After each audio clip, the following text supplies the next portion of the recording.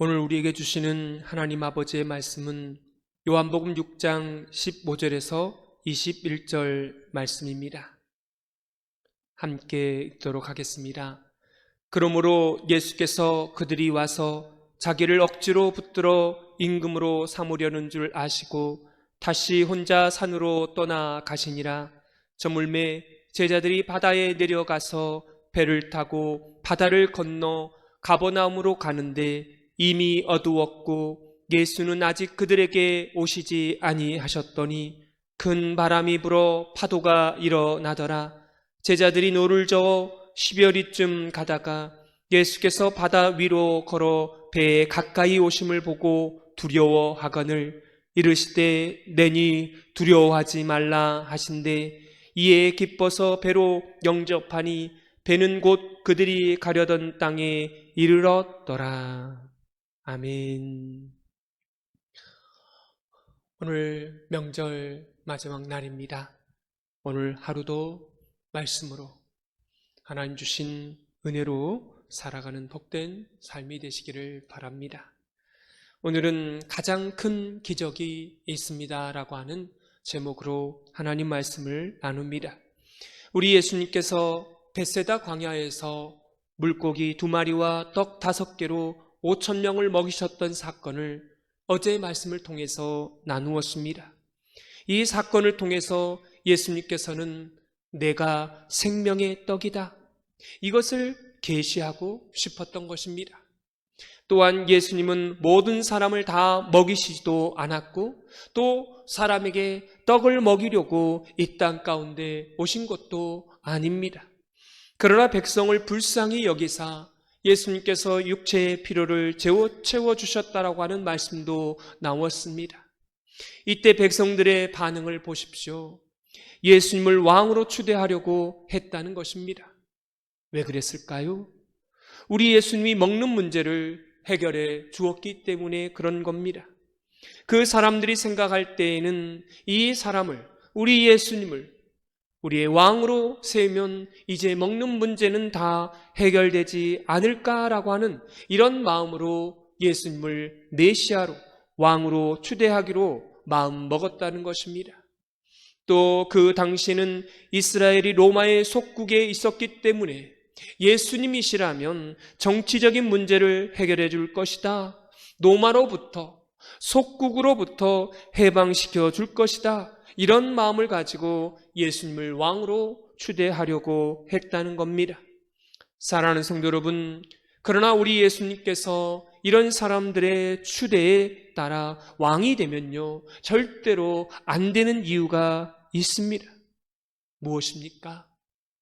만약에 왕으로 추대되면 어떻게 될까요?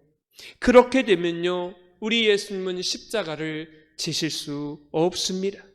그렇게 되면 인류 구원의 역사는 불가능하게 되는 것입니다. 그래서 예수님은 오늘 성경에 보니까 기도하러 산으로 홀로 떠나가셨다라고 말씀하고 있습니다. 사람들의 환호와 추대 속에 우리 예수님이 거하신 것이 아니라 우리 예수님의 본래 목적을 찾으시려고 사람들 떠나서, 군중을 떠나서 산으로 홀로 가셨다라는 것입니다. 이때 예수님께서는 제자들을 재촉해서 배를 태워 먼저 베세다에서 가버나움으로 보내셨습니다. 이때 12명의 제자가 배를 타고 베세다에서 이제 가버나움으로 가게 되는 겁니다. 예수님은 산 위에 올라가서 기도하고 있습니다. 바로 이때 배 안에 있었던 제자들이요, 풍랑을 만나게 된 것입니다. 오늘 이 말씀을 통해서 우리는 몇 가지 교훈을 얻게 됩니다. 첫째는 이 제자들은 벳세다 광야에 남아 있고 싶었을 것입니다. 이 제자들도 사람인지라 인기가 있는 곳에 있기를 원했다는 겁니다. 왕이 되는 것, 예수님이 왕이 되는 것을 원했을 거예요.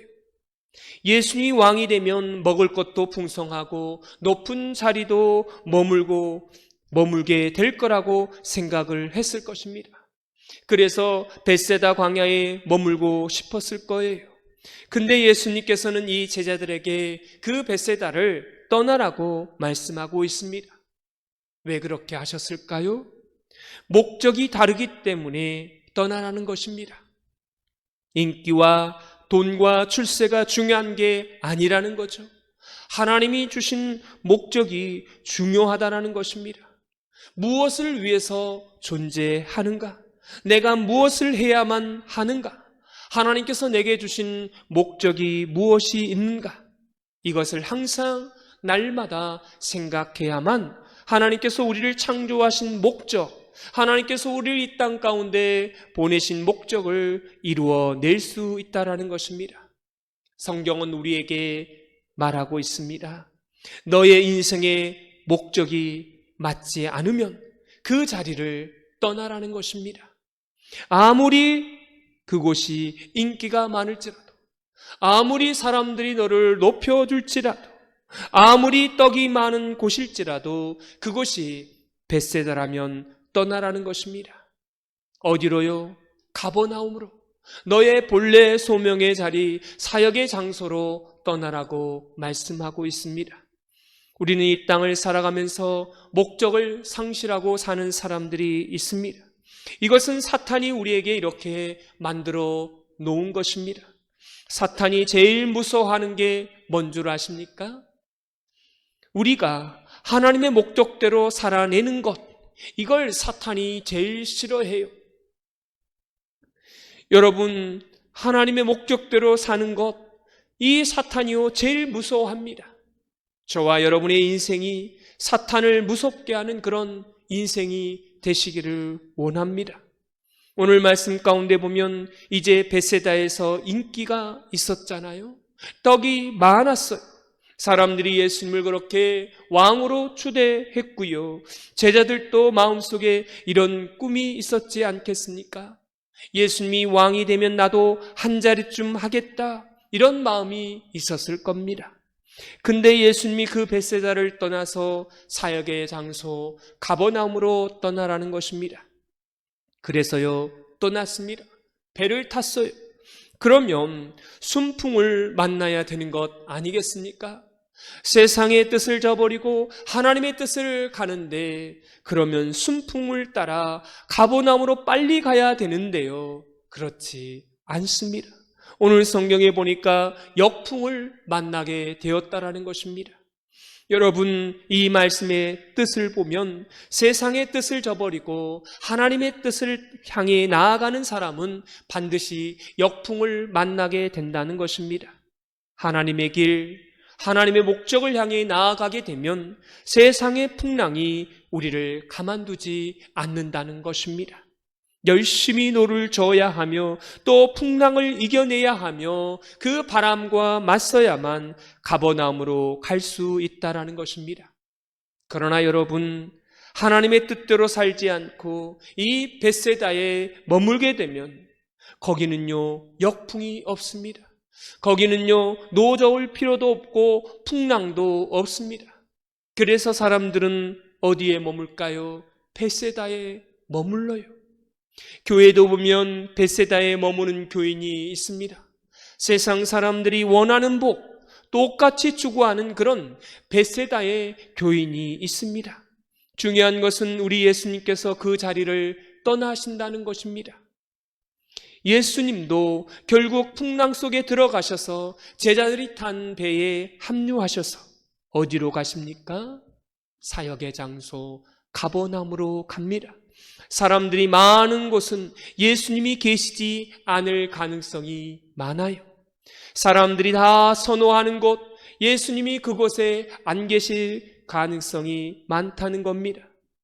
여러분, 이런 얘기를 하면 아멘을 해야 되는데 아멘을 잘 하지 않습니다. 여러분, 병 나으세요, 복 받으세요, 그런 소리를 하면 다 아멘합니다. 그러나 사람들이 많은 곳, 인기가 있는 곳, 누구나 다 차지하려고 하는 그 자리에는 예수님이 안 계실 가능성이 많습니다. 사랑하는 성도 여러분, 우리가 이 땅을 살아가시면서 그 벳세다를 떠나서 주님께서 원하시는 그 가버나움으로 가는 그 여정이 우리 인생이라고 저는 생각합니다. 그리고 언젠가 우리의 완전한 사역의 장소, 그 가버나움에 도착하는 날이 이 땅을 떠나가는 날이라고 믿습니다. 여러분, 풍랑이 있을 겁니다. 살아가면서 열심히 노를 저어야 할 거예요. 왜 내가 이렇게 힘들어야 하나? 하나님 앞에 원망할지도 모릅니다. 그런데 그 길을 가셔야 돼요. 힘들지만. 왜냐하면 그것이 하나님께서 여러분에게 원하시는 길이며 하나님의 백성의 삶의 여정이기 때문에 그렇습니다.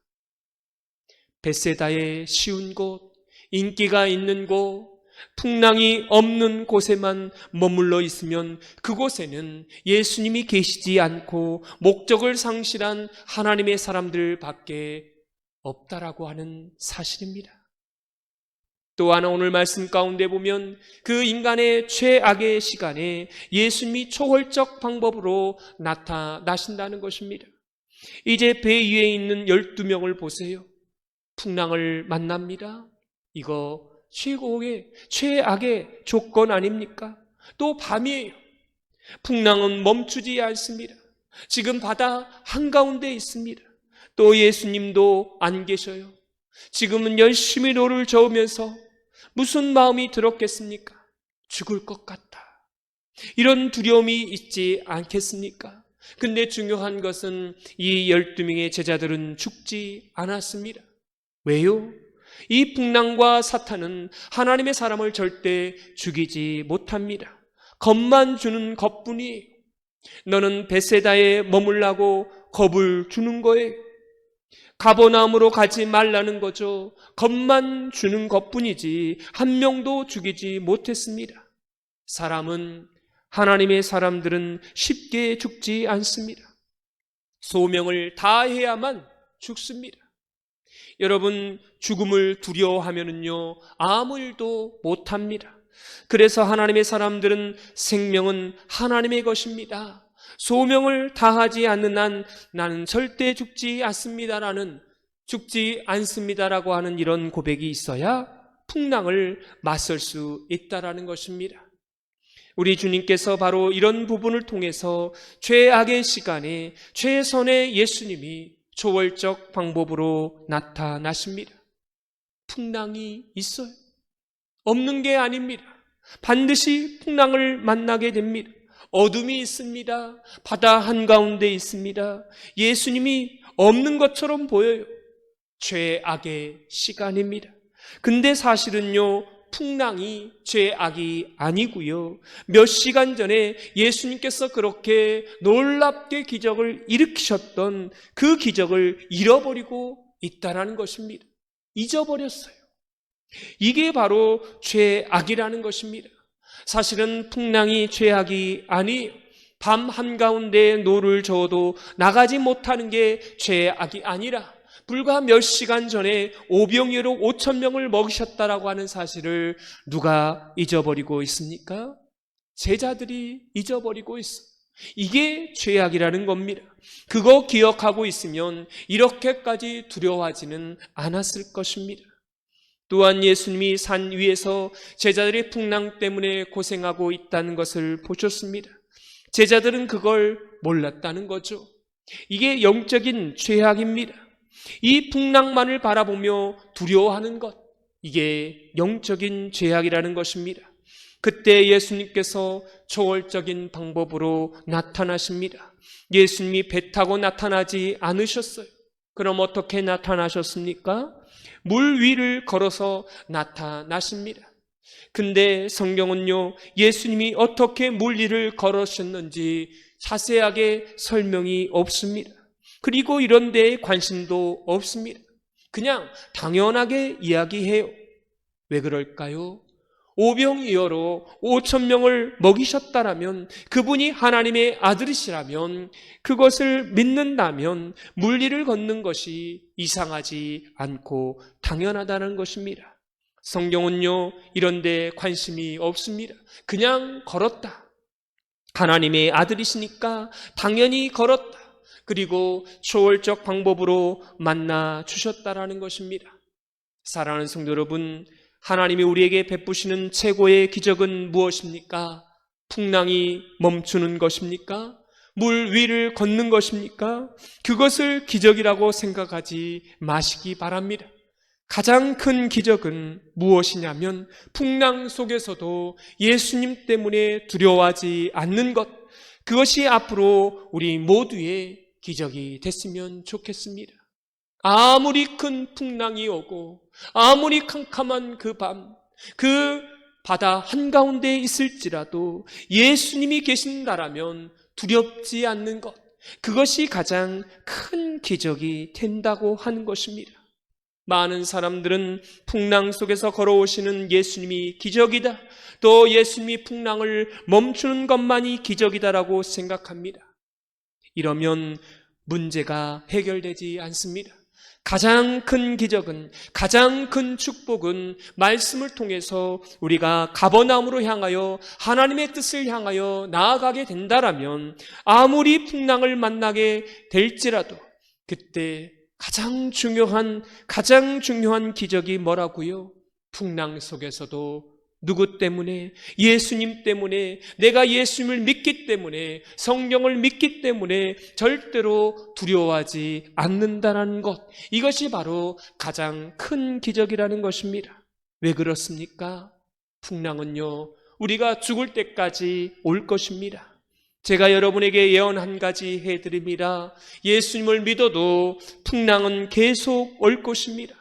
왜요? 여러분이 가버나움으로 향해 가고 있기 때문에 그렇다는 것입니다.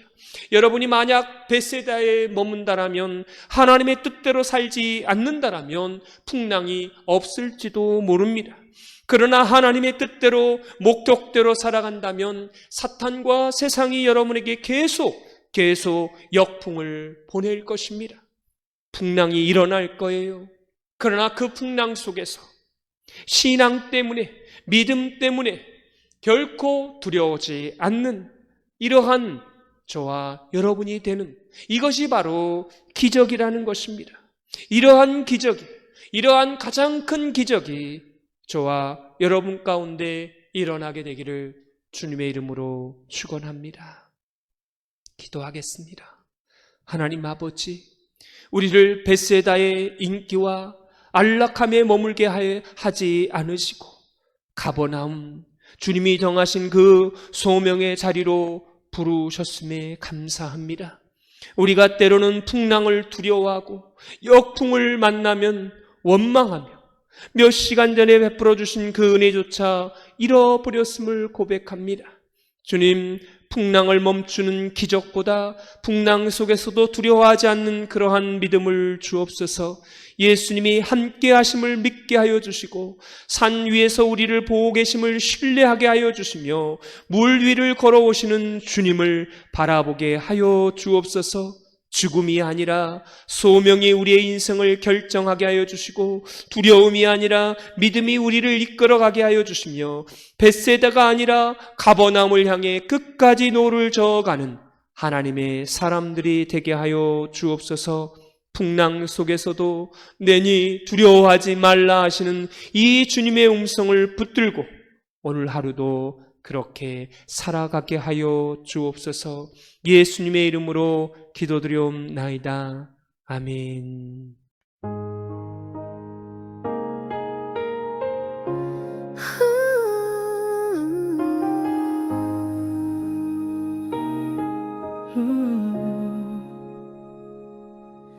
내가 늘 의지하는 예수, 나의 상처 입은 심령을 불쌍하게 여기사 위로하여 주시니 미쁘신 나의 좋은 친구,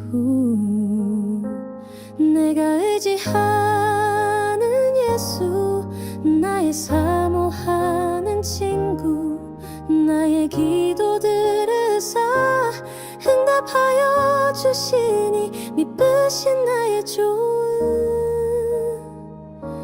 친구.